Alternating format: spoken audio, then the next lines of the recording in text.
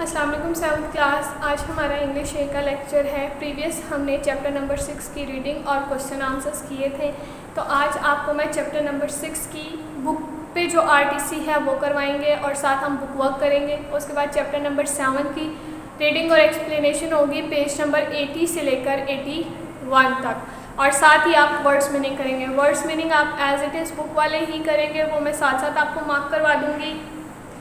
तो अब हम चैप्टर नंबर 6 की पहले बुक वर्क कर लेते हैं, फिर मैं आपको आरटीसी करवाऊंगी।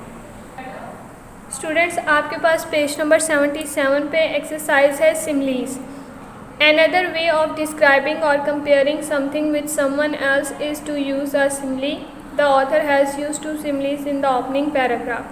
ठीक है, सिमली का मतलब होता है किसी एक चीज़ का किसी दूसरी चीज़ के साथ कंपैरिजन करना, तशबीह देना। ठीक है, यहाँ पर कुछ फिल इन द ब्लैंक्स है, हम उनको सिमलीज के तरह फिल करेंगे। Complete the following, C if you can think of a new comparison apart from the obvious ones which you have read before. यानी कि आपने उनके साथ उनका कंपैरिजन करना है, और अगर वो बुक में दिया गया तो ठीक, अगर आप अपने तौर पर भी करना चाहें तो वो भी ठीक है।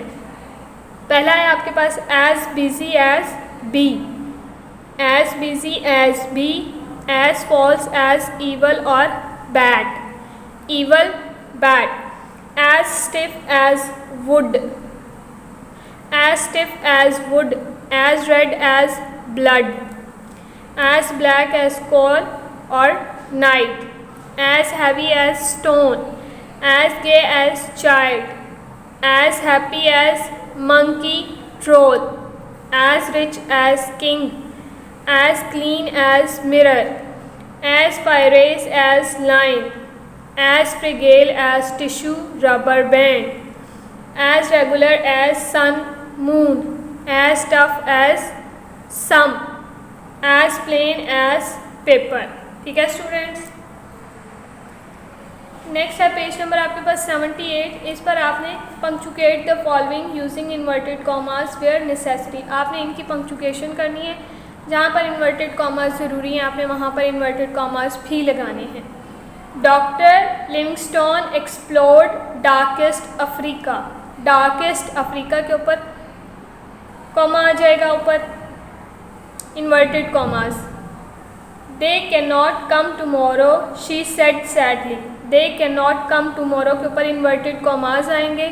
दे से लेके टुमारो तक इन्वर्टेड कॉमा, और टुमारो के बाद यहाँ पर कॉमा भी आएगा। But his comments were not necessary he pointed out, but से लेके नेसेसरी तक इन्वर्टेड कॉमास और फिर कॉमा भी। Have you read inverted comma Charlie and the chocolate factory, he inquired, यहाँ पर आपका कॉमा आएगा।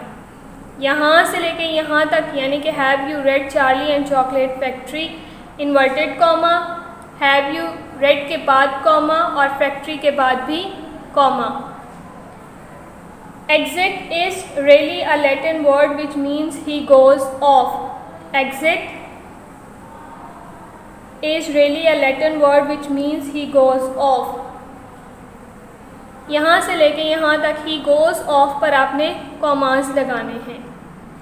Did you shout get out? She asked.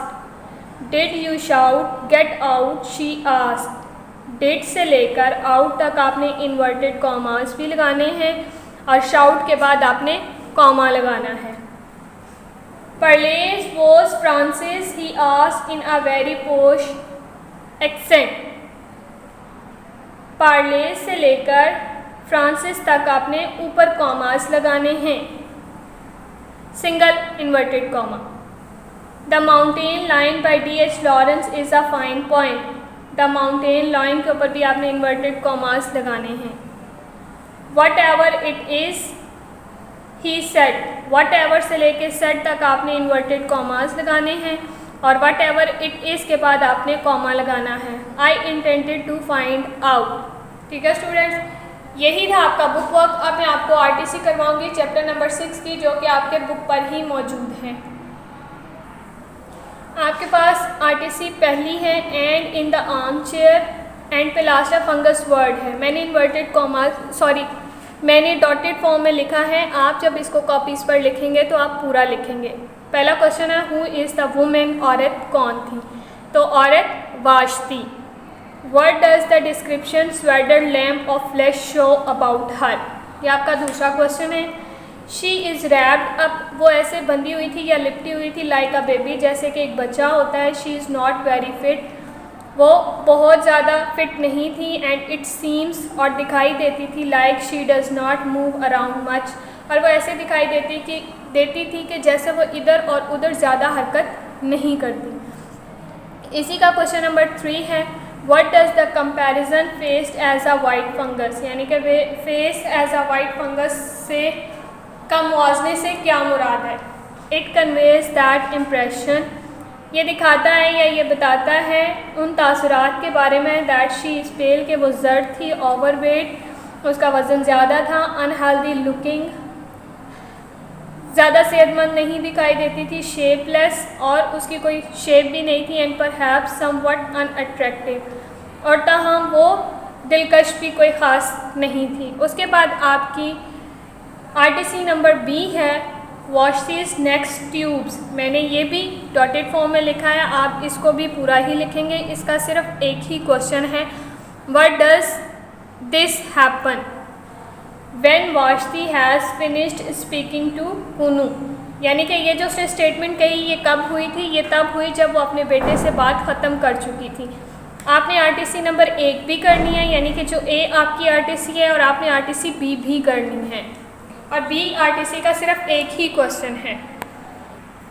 अब आपने आरटीसी सी करनी है, लेकिन बुक पे आपने जब देखना है तो आपकी ए, बी और सी, डी और एफ है। आपकी बुक की तरतीब गलत है, मैंने तरतीब से यहाँ लिखी है, इसीलिए मैंने ऊपर ये जो डॉटेड फॉर्म में लाइंस लिखे हैं ताकि आपको आपकी आरटीसी समझ आ जाए।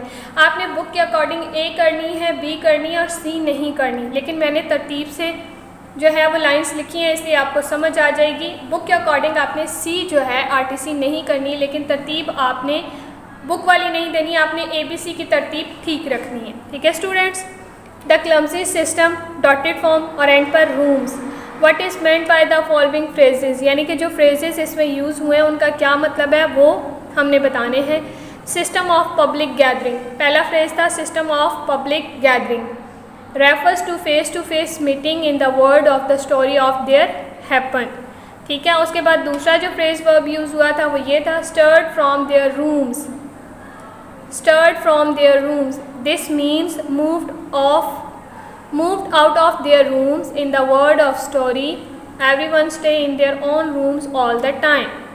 यह आपकी आरटीसी नंबर सी थी, लेकिन बुक पर ये आपकी आरटीसी नंबर डी बनेगी, और बुक के अकॉर्डिंग आपके वो जो ए, बी, सी, डी, ई और एफ है वो नंबरिंग गलत हुई है। ठीक है, उसके बाद एक्सरसाइज नंबर आपके पास है आरटीसी नंबर है ई।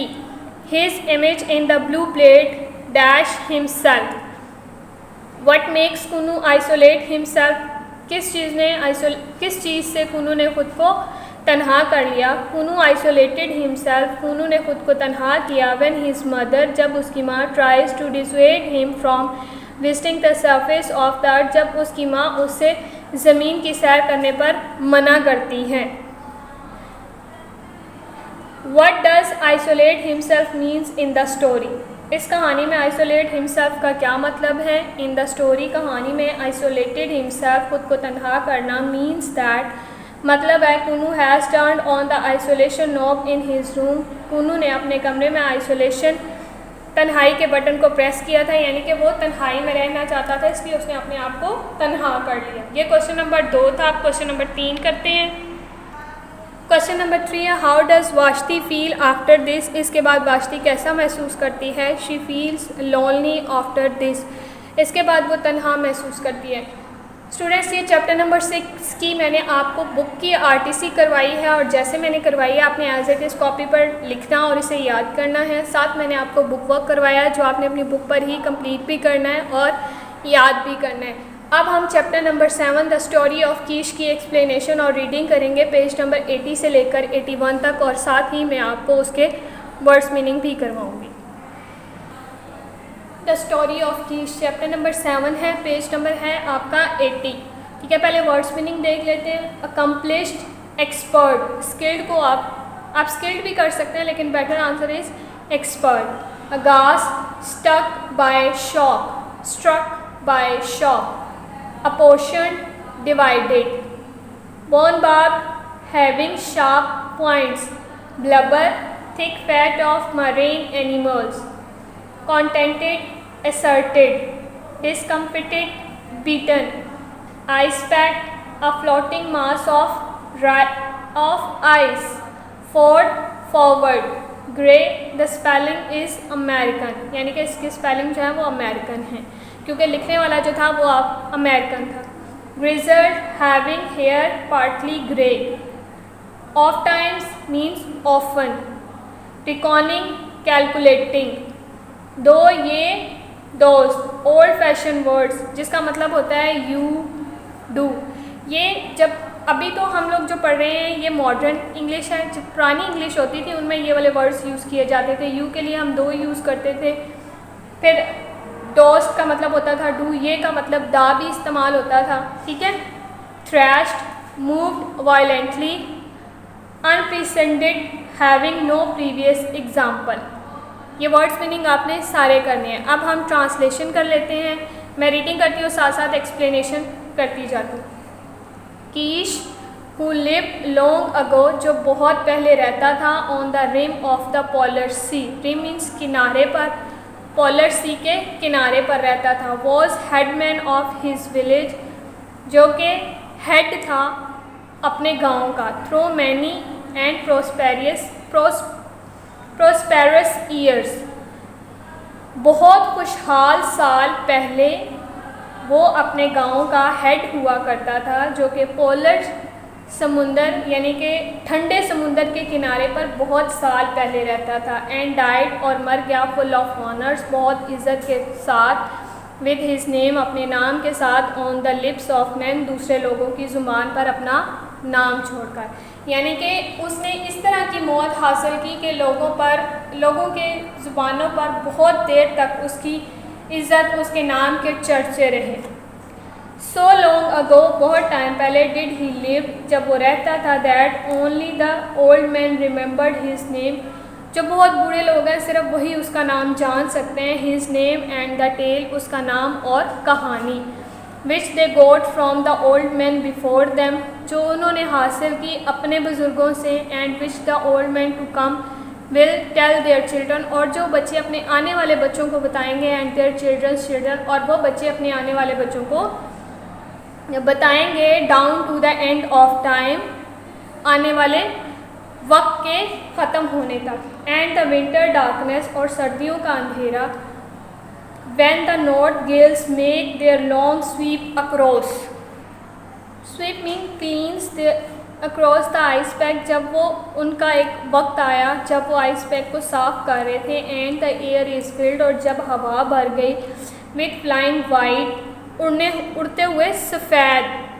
And no man may venture forth, और कोई भी आदमी ख़तरनाक नहीं था। Is the chosen time for the telling of how Keesh from the poorest igloo in the village, कि कैसे वो बताने का वक्त था कि कैसे कीश अपने गरीब गांव के इग्लू से, इग्लू आपको पता है ना जो बर्फ़ के घर बने होते हैं उनको कहते हैं, रोज टू पावर, कैसे उसने ताकत हासिल की। And place over them all, और उन पर काबू पाया। ये कीश की स्टोरी है, तो ये कीश के फादर और इसके ज़माने के बारे में बताया गया। यहाँ पर कीश के बारे में थोड़ा सा बताएंगे और आगे हम कीश की ही कहानी पढ़ेंगे। He was a bright boy, वो एक चमकदार लड़का था, यानी कि छा जाने वाला लड़का था। सो द टेल रन्स, जैसे ही कहानी आगे बढ़ती है, हेल्थी एंड स्ट्रॉन्ग, मजबूत और सेहतमंद था। And he had seen 13 suns, एंड वो देख चुका था 13 सन्स, अपनी ज़िंदगी के 13 साल। In their way of recording, और उस गुजरते हुए जमा या हिसाबो किताब लगाने वाले वक्त में। और ईच विंटर, हर विंटर में यानी कि सर्दियों के मौसम में, the sun leaves the land in the darkness, सूरज उस ज़मीन को या उस खित्ते को अंधेरे में छोड़ जाता है। एंड द नेक्स्ट ईयर, और अगले साल, अ न्यू सन रिटर्न्स, एक नया सूरज वापस आता। So that they may be warm again, कि वो इन्हें इस साल हो सकता है गर्म रख सके। ठीक है, the father of Keesh had been a very brave man. जो कीश का बाप था वो बहुत बहादुर आदमी था, but he had met his death, लेकिन वो अपनी वफ़ात को मिला in the time of famine, कहत के वक्त में। फेमन मीन्स कहत। when he sought to save the lives of his people by taking the life of a great polar bear। जब he sought, उसने तलब किया, to save the lives of his people, अपने लोगों की ज़िंदगियों को, by taking the life of a great polar bear, जब वो एक polar bear की जान ले रहा था या ज़िंदगी ख़त्म कर रहा था। अब इस लाइन का मतलब ये है, ये जो लाइन मैंने यहाँ से यहाँ तक आपको रीड करवाई है, इसका मतलब ये है कि वो जिस खित्ते में रहते थे वहाँ सर्दी होती थी तो ज़्यादा कोई खाना वगैरह नहीं हो सकता था वहाँ पे, क्योंकि फ्रूट्स नहीं इतने ज़्यादा लग सकते थे, सब्जियों की काश्त नहीं की जा सकती थी। तो वो लोग क्या करते थे, वो लोग बियर यानी कि जो बर्फ़ानी रीछ होते हैं ना, उनको खाते होते थे, उनका गोश्त खाते होते थे। तो वो उसके साथ जद्दोजहद करते वक्त वो अपनी ज़िंदगी से हाथ धो बैठा और अपनी मौत से जा मिला। इन हिज ईगरनेस, अपनी बेचैनी में, he came to close grapples with the bear, वो आया to close grapples with the bear, चिकने रीछ के करीब वो आया। And his bones were crashed, और उसकी हड्डियाँ क्रैश हो गई। But the bear had much meat, लेकिन रीछ के ऊपर बहुत गोश्त था। On him and the people were saved, तो इसी वजह से लोगों की जानें बच गई। Keesh was his only son, Keesh ही सिर्फ उसका बेटा था। एंड आफ्टर दैट, उसके बाद, Keesh lived along with his mother, Keesh अपनी माँ के साथ अकेला रहता था।